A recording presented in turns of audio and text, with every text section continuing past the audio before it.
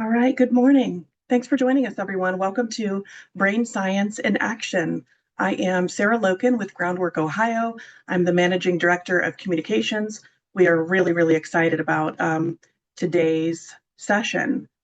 Before we get started, I want to take just a quick moment to introduce Groundwork Ohio for those of you who may be joining us for the first time. We are a committed, nonpartisan public policy research and advocacy organization focused on the earliest years from the prenatal period to age 5, because we know that is when the foundation for lifelong health, learning, and success is built.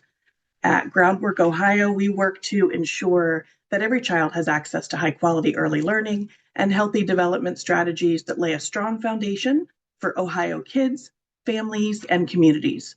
We do this by engaging and mobilizing a broad coalition of families, business leaders, policymakers, and community partners around data-driven, evidence-based solutions. Because when we get the early years right, we are not just supporting children, we're strengthening families, communities, and Ohio's future. Just a few notes around housekeeping. Today's webinar is being recorded and will be shared out afterwards to everyone who registered, also posted on our YouTube channel for all to view and share on demand. Closed captioning is available in your Zoom settings. Everyone is muted, and we ask that you please use the Q&A feature for questions, and wise to include your email address with your question, because if we can't get to your request or your question during the webinar, we will follow up afterwards with everyone who shares their contact information alongside their question. And again, all participants will receive a recording of the webinar along with the slides that were used today after the webinar has concluded. Here's how we'll spend our time together today. Our President and CEO, Linan Gutierrez, will introduce our featured speaker. And I want to say this is truly not your usual webinar. We are incredibly honored to welcome Dr. Stephanie M. Jones from the Center on the Developing Child at Harvard University. She will walk us through the science behind how children's brains are shaped by the environments around them and what that means for all of us. We will close with time for your questions, so please feel free to drop those into the Q&A at any point throughout the presentation this morning. And with that, let's get started. I'm happy to introduce our President and CEO, Linan Gutierrez. Thank you, Sarah, and thanks everyone from joining us across Ohio. And I see some folks from other states joining us here today. At Groundwork, we believe something very simple and very powerful. If it doesn't work for kids, it doesn't work. This truth grounds everything we do. It reminds us the policies we shape, the systems we build, and the decisions we make should ultimately be measured by how well they support young children and families. And what we know, what the science continues to show us, and what we're thrilled to learn more about today, is that children's development doesn't happen in isolation. It's shaped every day by the environments around them, their relationships, their communities, and the systems we create. That's why today's conversation is so important. We are really going back to the basics. And for those of you who have been with us and been part of the early childhood movement in this state and across the country, our movement has required us to think about how we message and how we bring more people to the table to prioritize young children and families. But all of that messaging, however we package it, we're packaging the facts, the truth, and the basics that bring us all together is the science of early childhood development. And I know that when each of us started this work, there was part of that connection to the movement was really just this not belief and unwavering commitment to the science of early childhood development. So we're going to want to renew that today, and is why today's conversation is so important. We're connecting our shared mission to the evidence and reminding us why we are united in this movement to create the conditions every child needs to thrive. So it's truly an honor to introduce our guest speaker, Dr. Stephanie Jones. She's a developmental psychologist and the faculty director of the Center on the Developing Child at Harvard University. Her research connects the science of early learning and social emotional development to real-world practices and policies that improve outcomes for children and families. She studies how relationships, environments, and systems shape child development and how evidence-based strategies can strengthen those systems at scale. So Dr. Jones, we're so grateful that you're here with us today. The floor is yours. Thank you so much. I am really honored and delighted to be here. Um, I was going to say something about myself, but you said all the things, so I don't need to say them.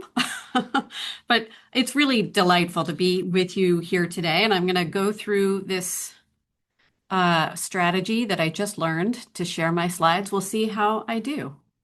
Here we go. Okay, I'm doing it. Did I That do it? looks perfect. Yes, ma'am. Okay. That's amazing. Well, oops. So now I need to do this. Okay. So to begin, and really just by way of background, the mission of the Center on the Developing Child is to leverage the power of science in pursuit of better, more equitable outcomes for young children facing adversity. We do this through a unique approach that includes multidisciplinary science synthesis, strategic communications, and collaborative learning engagements, all with the aim of increasing understanding and changing the narrative around the importance of supporting healthy development during pregnancy and the earliest years. We believe we must consider children in every collective decision we make, from funding to policy to program design, and of course, all the way to everyday practice. I think you just said, if it doesn't work for kids, it doesn't work. We have the same philosophy. This means working together to prioritize what's good for children across a wide range of policy sectors and bringing science together with community expertise and the lived experience of caregivers. We envision a world where every child grows up in a developmental environment where they have what they need to thrive, surrounded by supportive relationships, positive experiences and opportunities, and broader environments that support their lifelong health and well-being. So, three key concepts have long driven public understanding of early childhood development: brain architecture, serve and return, and toxic stress. Originally developed by the Center and the National Scientific Council on the Developing Child nearly 20 years ago, these concepts have now been broadly adopted with public, academic, and policymaking audiences. They have helped shape how decisions are made to support the healthy development across a broad range of domains, from early care and education to child welfare to public health to family support. Together, these concepts have supported a science-based narrative that explains how, for a young child, responsive serve and return interactions with caregivers are central to early childhood development, providing critical support for the development of healthy brain architecture and a buffer against toxic stress and the potential impacts of adversity. When these foundational relationships are not present or caregivers are unable to engage in responsive interactions, it can disrupt development and potentially lead to challenges in learning, health, and behavior across the lifespan. This science holds true today, and these concepts remain critical to our understanding of early childhood development. But science does not stand still. Today, we'll talk about these core concepts as well as the need to expand this narrative with additional science. So, just to begin, a bit of a deeper dive into each of these three ideas, and then we'll move on to this expanded story. And here we'll start with brain architecture. Brains are built over time, from the bottom up, through an ongoing process that begins well before birth. In the first few years of life, more than 1 million new neural connections are formed every second. Simple neural connections form first, followed by more complex circuits. The early years are the most active period for establishing neural connections, but new connections can actually form throughout life, even as adults. The connections that form early provide either a strong or weak foundation for the connections that form later. Our early experiences, including responsive interactions with caring adults, help build this foundation. In other words, early experiences shape our brain architecture, affecting future learning, behavior, and health. Next, turning to serve and return. Responsive back and forth exchanges between a young child and a caring adult, known as serve and return interactions, play a key role in shaping brain architecture. A serve and return interaction can look like an infant or a young child babbling, gesturing, or crying, and an adult responding with eye contact, words, or a hug. So you can see in that situation the serve and then the return between those two, the baby and the adult. Because responsive relationships are expected by the developing brain, the absence of these relationships can pose a threat to a child's development and well-being. There are many reasons why a caregiver might not engage in consistent, responsive serve and return interactions with young children. It could be many different kinds of things, such as significant stress brought on by financial challenges, a lack of social connections, or chronic health issues, and other things. Policies and programs that support adult caregivers, strengthening their capabilities and capacity for consistent, responsive caregiving, are vital for fostering healthy development. So now to toxic stress. The impact of stress for both young children and their caregivers is really important to consider. Toxic stress occurs when there is excessive or prolonged activation of stress response systems in the brain or the body, like in cases of chronic neglect or even the loss of a parent. Toxic stress can disrupt the healthy development of brain architecture and other bodily systems, increasing risk for stress-related disease well into adulthood, including things like heart disease. Supportive relationships with caring adults can help buffer a child's stress response, promoting resilience and healthy development, and providing the support and resources that caregivers need to ensure their own well-being can help them provide stable, responsive care. It's important to note here that not all stress is bad. There are 3 types of stress: toxic, tolerable, and positive, such as when a child has a challenging experience like receiving a vaccine or even managing their first day in a new early care and education environment. These experiences of stress are tolerable with a supportive caregiver to comfort and help the young child, and can actually be positive because they become a kind of learning experience, as in, I can do this hard thing and I have the support to help me manage. So those 3 key concepts still hold true today and remain critical to our understanding of early childhood development. But science, as I said before, does not stand still. Ongoing research makes it increasingly clear that we must expand this narrative beyond a child's environment of relationships to consider influences from the broader environment around children and their caregivers. These influences shape brain development as well as the development of all biological systems, including metabolic, immune, and cardiovascular systems, with lifelong impacts on physical and mental health. And importantly, when it comes to influences from a child's environment, timing matters. In other words, it's not just what happens during early childhood, but when it happens that affects development and lifelong health, including during pregnancy. So while a child's foundational relationships are as critical as they have ever been, children's development is also shaped by a broad constellation of influences from their developmental environments. This refers to the full scope of experiences and exposures that children have in the places where they live, grow, play, and learn.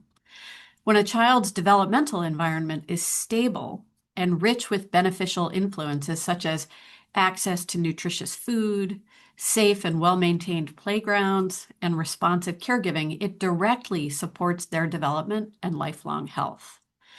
Beneficial influences such as economic opportunity and quality health care can also support caregivers' mental and physical health, helping them to provide attentive, responsive caregiving. In addition to influences from a child's environment of relationships, the developmental environment includes influences from the built and natural environments where caregivers raise young children. A child's built environment includes everything from safe, stable housing to reliable transportation to well-maintained infrastructure like sidewalks and playgrounds. A child's natural environment includes things like air quality and temperature, the availability of clean water, and access to safe green space. So when we think about the impact of a child's developmental environment, it's important to acknowledge that what happens early shapes much more than early brain development. Just as the foundations for healthy brain architecture are laid in the earliest years of life, beginning before birth, so are the foundations of lifelong health and well-being. A young child's biological systems, including the neural, immune, and metabolic systems, develop in these interconnected ways. These systems adapt based on a child's experiences in their developmental environment, including the presence of serve and return interactions or toxic stress, with potential lifelong impacts. For example, when a toxic stress response occurs continually or is triggered by multiple sources, it can take a toll on a young child's health and well-being, with lifelong implications.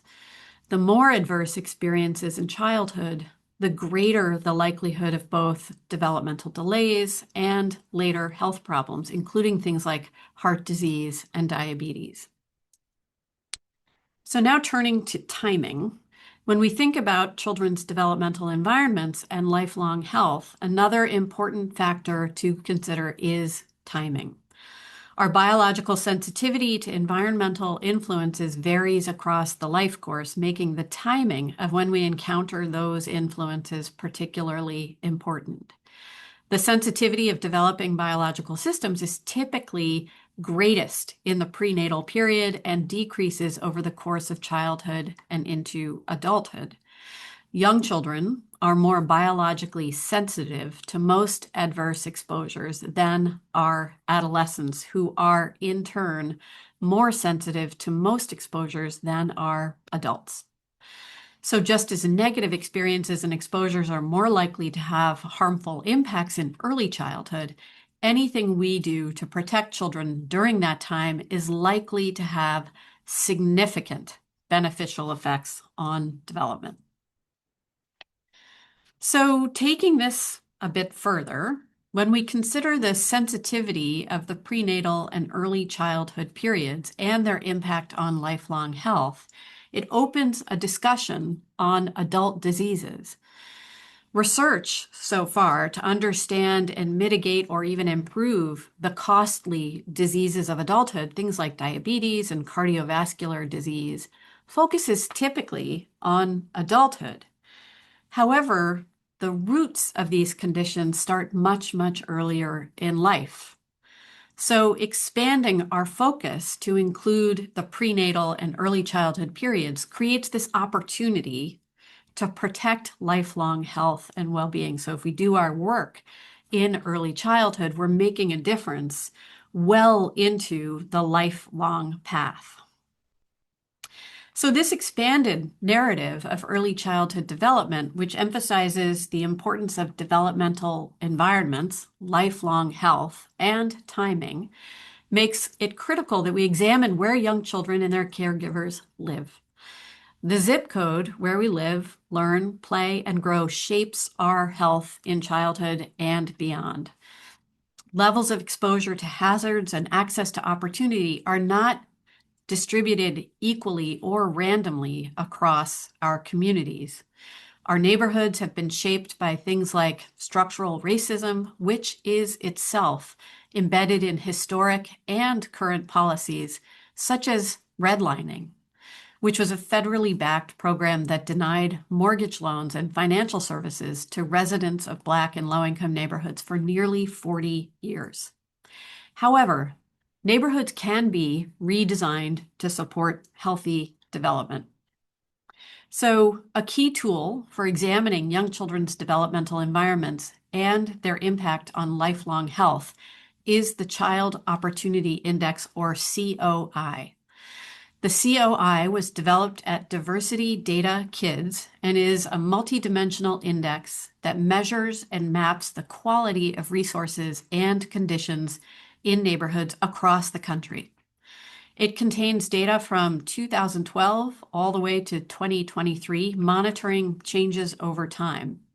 It has 44 indicators, including the indicators listed here in this table that cover access to early childhood education, air quality, employment rates, poverty rates, and a whole lot of other things. Because it looks at the full balance of all of these influences that cover a broad range of areas, rather than at a single indicator like the poverty rate or extreme heat days alone, the COI recognizes the compounding benefits that multiple sources of advantage provide, and conversely, the compounding risks of multiple sources of adversity.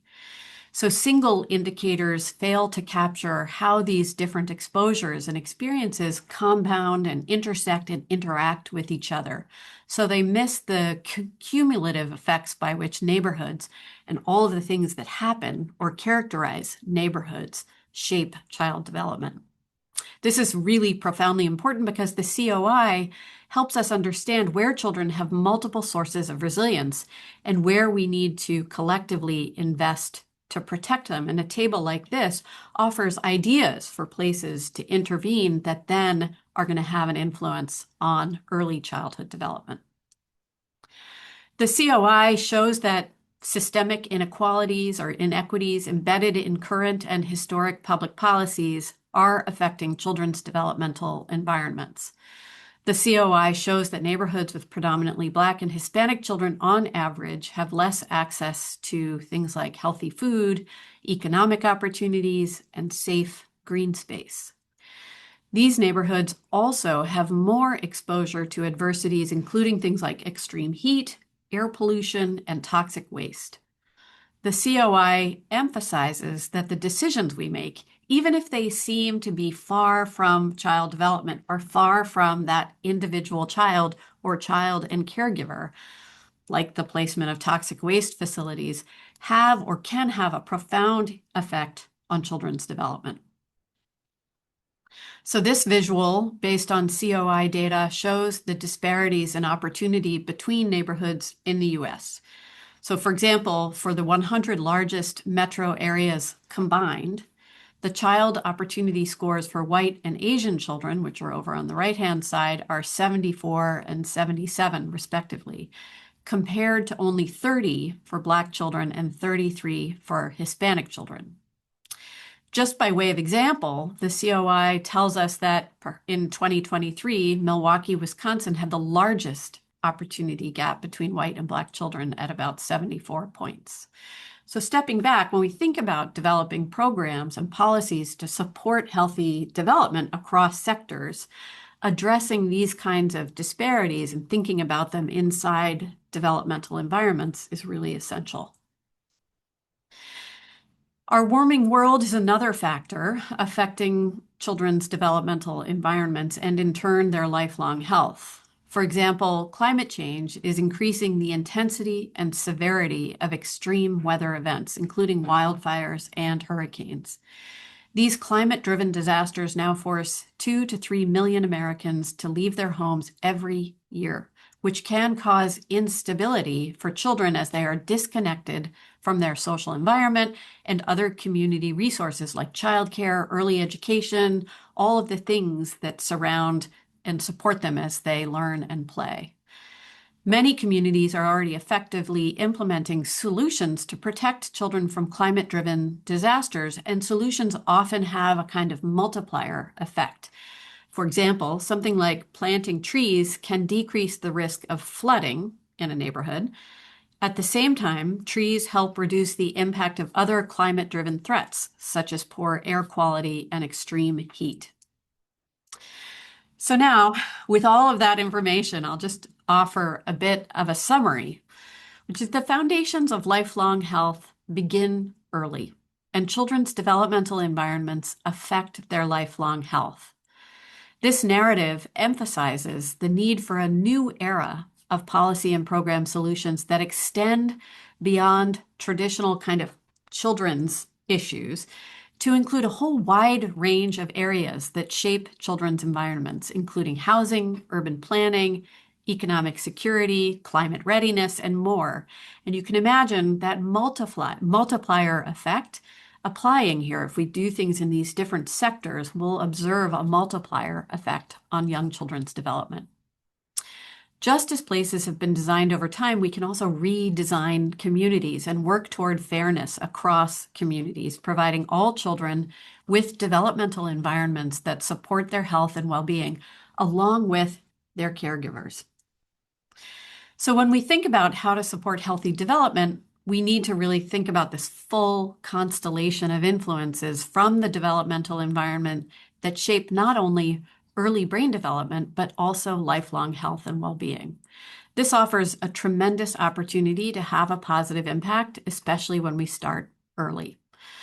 Just as places have been designed over time, as I said, we can redesign communities, bringing together a science-informed lens, community expertise, and lived experience of caregivers raising young children to support healthy development and create places free of hazards and rich with opportunity for all children. Thank you all so much for joining me today, and I'm certain we have time for questions. Thank you. That we do. Thank you so much, Dr. Jones, for that incredibly insightful information. We are going to move into our Q&A portion. We have already got a couple great questions in the chat and in the Q&A.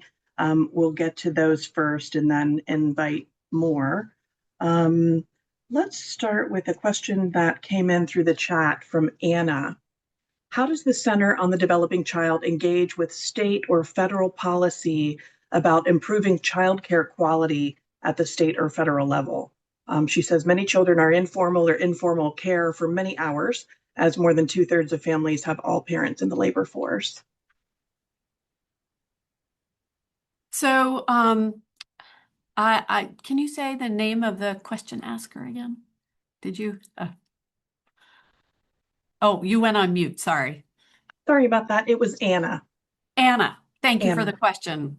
It's an excellent question. And, early care and education is one of those really critical developmental environments. And there is absolutely a lot of work out there focused on how to ensure those developmental environments have all of the ingredients that are necessary to supporting young children's development. And much of that has to do with aspects of this core developmental story, which are about supporting the adults who care for children in those settings and ensuring that they have what they need to engage in those really critical serve and return interactions and high quality relationships with young children. So just as the center sort of synthesizes from many disciplines the essence of what we know supports young children's development and has now expanded that story to those critical developmental environments and the aspects of them that make a difference,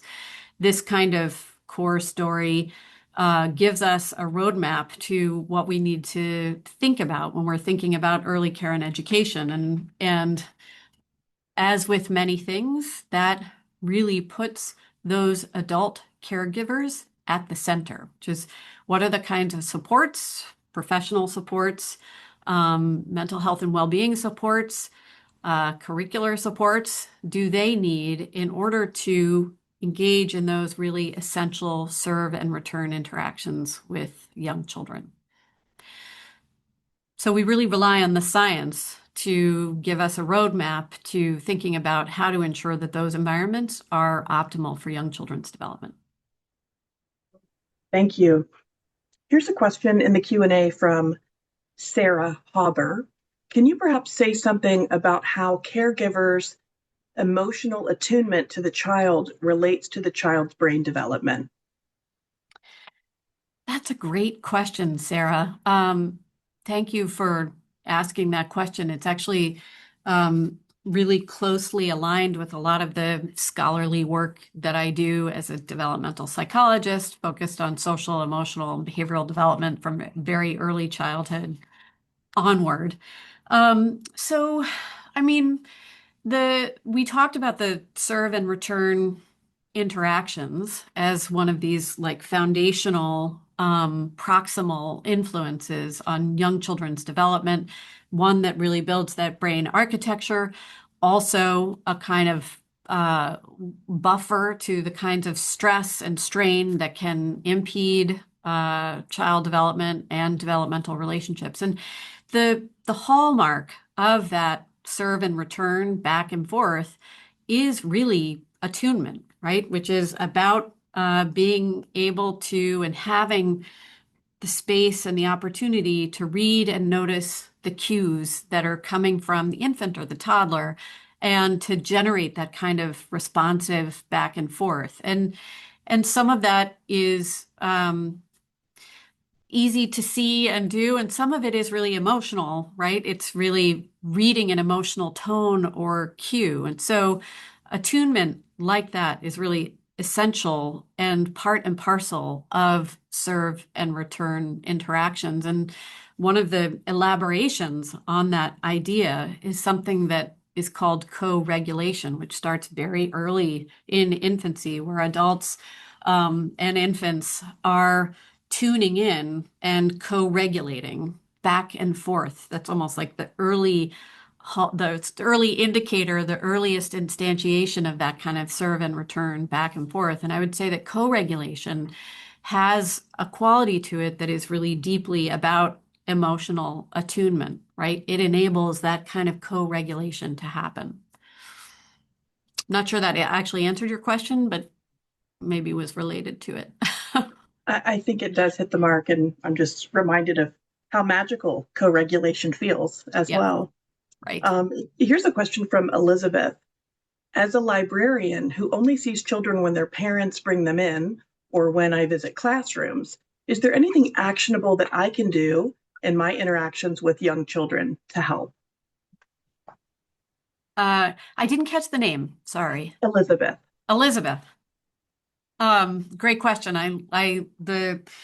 Another aspect of the developmental environment that is so critical and such an opportunity for young children and families. And I think that there are, of course, many practical things that can happen in libraries that support young children, which is introducing them to books and words and pictures and stories and all of those incredibly important foundations to early literacy and supports for language development. But a library and the adults in the library offer an opportunity to do very similar things, which is to tune in to what young children are thinking and bringing in and respond to them with something that might take them along on their path. So being a tuned in adult in that context is a huge opportunity and a huge contribution, in addition to all of the things I just mentioned about what happens in libraries to support young children's language and literacy development. And the library is a space for connecting with other adults, for connecting with other children, for participating in group-based literacy activities, having the opportunity to choose and sit with a book, offers so many early developmental supports, in particular for things like early self-regulation. So children navigating social relationships early on with adult support, but also having the opportunity to sit quietly or, independently with a book and looking through it. That is, believe it or not, a really direct support for early self-regulation and executive function. So many things you can do in a library to support young children and, by extension, their caregivers. This might be a slightly different play on, similar theme around these questions. Question from Monica. Can you offer some specifics on early health that families can participate in that could decrease incidences of diabetes or high blood pressure? What can we do early on? Monica is asking. Good question, Monica. I mean, in addition to the kinds of things that I talked about quite broadly, which is those high quality serve and return interactions that support brain architecture, the value of high quality relationships is sort of interrupting experiences of toxic stress, sometimes some of which we can't always control. Those are all supports for both children's specific skills across developmental domains, but also for their lifelong health. And I think what the expanded story of development is bringing to us is a window into how experiences in the broader environment also influence children's lifelong health. So, to the degree that we are able to connect with and advocate for green spaces, safe and high quality infrastructure, for climate action, all of those kinds of things influence aspects of that developmental environment that we know plays a role in children's lifelong health by affecting them early. So in addition to the very proximal things that I talked about, serve and return interactions and all of the kinds of things that are related to those, like co-regulation, thinking about how we can have an influence on those developmental environments, maybe by ensuring there is a safe and welcoming local library, for example.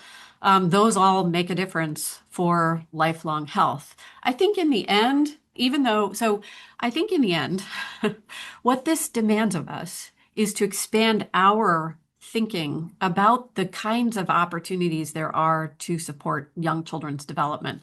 I think the risk is that when thinking about this broader story, it can get a little overwhelming. It's like, oh my gosh, there's all these things that make a difference. And that is true. They do make a difference. I think that they represent opportunities for expanding our work or thinking about our work in these multiple ways. So, for example, we may be working in housing and thinking, okay, housing is about housing. Housing is also about supporting young children's development in ways that support their lifelong health and well-being. And so it's like a bit of a mindset shift, both about the current work that we're doing, but also the different kinds of opportunities available to us to support young children's development. Thank you for that. Here's a great question from Joan. Please discuss concerns about the prevalence of screens in even the very youngest children's lives, with the implications for the wiring of the brain, development of fine and gross motor skills, attention span, relationships, language, executive function. What would you like to see in the way of policy and/or communication to families about the experiences that will be helpful versus harmful to a child's development? Again, that question is from Joan.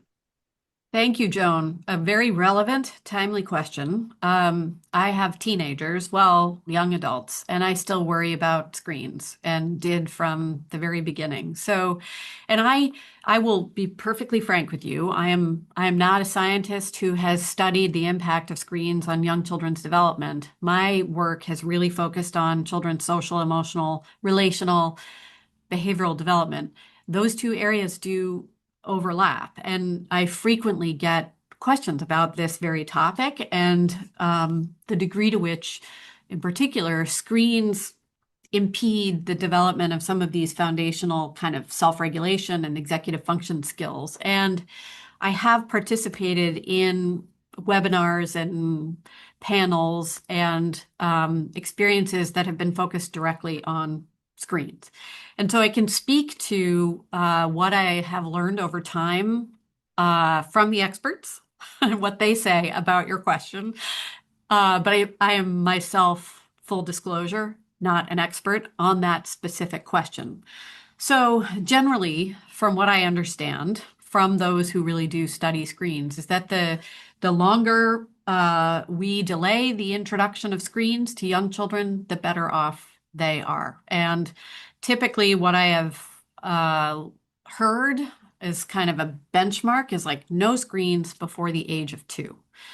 And if you put, all of you are experts in this work with children and families, if you put your head into the kind of developmental demands and experiences of a very young child, it really is about this like direct interpersonal, in-person set of back and forth interactions where adults are tuning in and children are tuning back, right? And so there's this back and forth that demands seeing and connecting with an adult in whatever way. So emotionally, physically, visually, all of these different ways. And to the degree that screens step into that process and either distract from it or take the place of it, you can see how that would really impede early development and likely cascades into all of those really critical developmental domains that are really foundational to all kinds of things later, like early self-regulation, executive function, and so on. So I think the way I think about screens is both hearing like not before 2, likely later, but also to think about like what are they in place of, right? So when a screen is in the situation, whatever the situation is, what is it taking out or standing instead of? And if it is standing instead of some of those critical early back and forth reciprocal relationships, then I think we really need to worry. And a communication strategy could be built around some very clear benchmarks, like not before 2.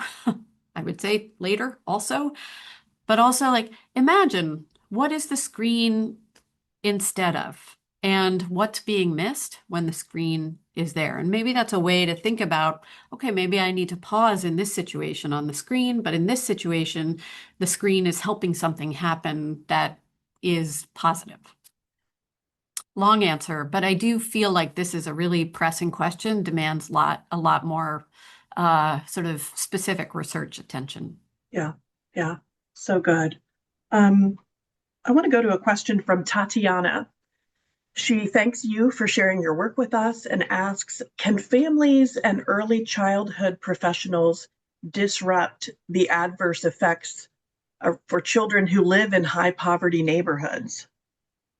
I think that's a fascinating question, Tatiana. Absolutely. Thank you, Tatiana. That is a fascinating question and has been on the minds of many researchers and policymakers and absolutely practitioners for many decades. And my answer is absolutely. We have evidence that supporting adults, offering to adults the kinds of things that for them mitigate stress and strain in their lives, frees them to engage in all of those adult and relational co-regulation, serve and return kinds of interactions with young children that offer an additional buffer to stress and experiences of strain over time. So if we think about how do we disrupt some of the impact of different experiences of stress on young children's lives, we can think really hard about how are we offering supports to adults that then free them to do their best work with young children. That can be parents, adult parents, that can be adult caregivers who are working in early care and education settings, that can be those who are working in all of the settings that intersect with young children. And from my specific work in social, emotional, and behavioral development, there's a fair amount of evidence that supporting adults to manage stress and strain and how it plays out in their own kind of self-regulation and emotion regulation kinds of behaviors is a really powerful pathway to interrupting the role of stress on adult well-being and therefore child well-being. So thinking about how to support adults, how to help adults manage their own well-being is a really, really strong pathway to supporting young children. So again, consistent with all of the slides, that demands that we think about the aspects of these broader developmental environments and the kinds of things that happen in those environments that influence adults, that influence young children. Mhm. That makes sense, and it's hopeful. I find hope in that response. Yeah. Here's a question from Lauren. Is there research on how the current mental health crisis in adults is negatively impacting children or how it might impact them in the future? Um, so I am not sure. I have seen recent papers that link the current, what's described as sort of a mental health crisis among young adults and other adults to specific outcomes for young children. But there is a lot of research from the past that suggests that different kinds of mental health challenges do play a role in posing difficulties in adult-child relationships and in that sort of key mechanism that serve and return. So there is research to suggest that experiences of severe anxiety and depression and other kinds of things that can happen to adults do influence adult-child interactions and therefore children's outcomes, through these mechanisms of brain architecture and so on. So there is evidence that these parts are related to each other, and it returns us to the same kind of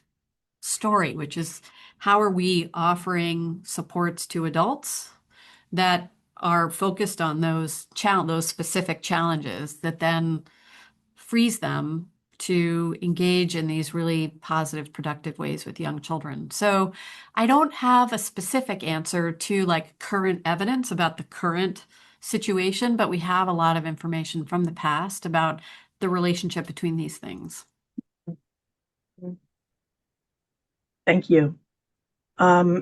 Here is a question. We don't have this person's name, but they're saying this is such important research and information, especially looking toward the long-range impacts of what is happening throughout life.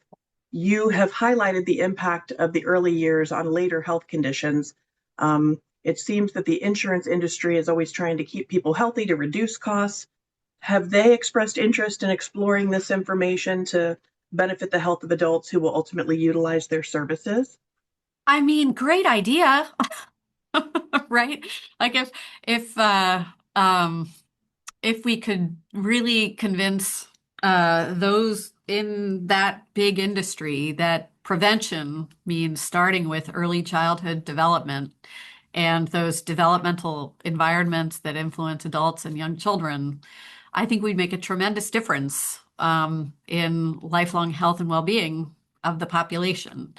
I don't actually know about specific and current efforts to actually do that. I mean, there are analogs. So there are examples of insurance companies doing things like offsetting costs of gyms, a gym membership, and other kinds of supports that we know and have established in the literature are direct supports for health and well-being and offset the likelihood of these longer-term health outcomes. And so there are models for doing this, and it makes so much sense. And I don't think that the science is controversial or equivocal. It's clear, just as it is with like diet and exercise helps in the long run with health. So it seems like a real opportunity. Mhm. Agree. Here's a question from Patty. She says, I found it interesting that the neighborhood data is not looking at access to quality childcare. Um, she says her agency is currently focused on analyzing their tiny bit of data and advocating for increased funding and expectations for what quality means. It is evident that if our children start with us at this particular center as babies, we see a significant difference in the number of children who are developmentally on target when they leave us. Are there any studies that you can suggest that might help our work? So sorry, I was clicking around in my slides to look back at that table. And we'll share the slides and everything, just a reminder about that. The COI has indicators representing early care and education and facets and features of high quality early care and education. And so I would say that, maybe I didn't emphasize it very much in the talking points, but those I would say, and I agree with you, are really a central feature or a central important indicator of the developmental environment that is the neighborhood. So, and there's lots of research that indicates that high quality experiences in those settings make a tremendous difference for young children's developmental pathways, partly because they support young children directly, right, with high quality experiences in those places, but also because they support parents to do the things that parents or adult caregivers need to do in their lives, like go to work, feel safe and comfortable that their child is being cared for well, have the flexibility that allows them to do the things that support their family in all of those important ways. So there's lots of research on that topic, in particular, not just about quality early care and education experiences, but things like proximity and access to something that is close enough that it doesn't cost or create all sorts of other challenges in getting to it and accessing it. And there's papers on that. I can make a bunch of things available to you that show that explicitly, and I can share some other resources that are focused in particular on innovations in early care and education in cities and states that are pushing toward supporting adults in those settings, but also improving quality and access. So lots of things I could share on that topic. Excellent. Thank you. I'm going to call this our last question, and it is from someone who calls herself the other Stephanie Jones, who's on the call this morning. Wow. Right? Hello. She says, parenting education and family sciences professionals have so much to offer to families, communities, and our society. Do you have any thoughts on how we can normalize parenting education and support and expand access to that kind of education throughout the lifespan? I mean, fantastic question, other Stephanie Jones. So I I think it's funny how very often you hear a kind of old trope, which is like, I was a kid once and had parents, therefore I know how to parent. Or I went to school and therefore I know about schooling and teaching. And so, and that's a funny space to be in because we don't all know exactly what to do. And every single one of us, no matter who we are, needs support. And so I think campaigns that sort of, as I think you said, normalize the reality that when we become parents, we're learning about all of those complicated things while going through actually a biological and developmental transition of our own. And so I think that there is a real opportunity to sort of, as again, as you say, kind of make typical that experience, which is that we don't all have knowledge about what to do and know what to do in every circumstance. And it's a real transition that is powerfully important. So, and I agree, parent education, parent support, all of the kinds of things that happen in that kind of developmental environment that indirectly influence parents, all of that makes a difference. And parenting education can be both, as you likely know, directly informative, but also offer that kind of indirect, more intangible network of support that so many parents want, need, can benefit from. Thank you so much, Dr. Jones. We're so grateful for your time and your expertise this morning. I want Thank to. you. So great to be here. Yeah, thank you so much. Um, if you are like us, all of you on the call, you've been taking notes, thinking about what this means for your work and your community. So here is our call to action for you. We're asking that you take what you learned today and share it. Talk about it with your colleagues, your networks, and your policymakers too. Help connect the science to the decisions that shape children's lives every day. We'll be doing the same thing here at Groundwork Ohio, and we will push out a new resource to you with the top things that we learned today. And we'll share that with you as soon as it's ready. Hope you'll use it to keep spreading this message, because when more people understand the science, we can build the momentum that we really need to create real change for children and families. As we wrap up, I just want to share a couple opportunities to our audience to engage in the work to advocate for young children and their growing brains. The first one is a chance to participate in our current advocacy alert to urge members of Congress to support strong federal investments in programs like CCDBG, the Child Care and Development Block Grant, and Head Start. You can use your phone to scan this QR code. We will also drop a link in the chat. It takes just a few clicks and your electronic message will be sent to your congressional leaders. Next, we're doing our part to elevate voter engagement through a nonpartisan campaign called Vote Baby Vote. Ohio will elect a new governor this year, along with many other state and federal leaders. The decisions that they make will shape early childhood policy and systems for years to come. So make sure that you are using your voice to vote on behalf of Ohio's youngest children. Again, here's the QR code to get involved, to learn more. We'll drop a link. And one way that you can keep up with us is at the morning meeting. This is our virtual platform to engage, mobilize, and inform advocates for young children in Ohio.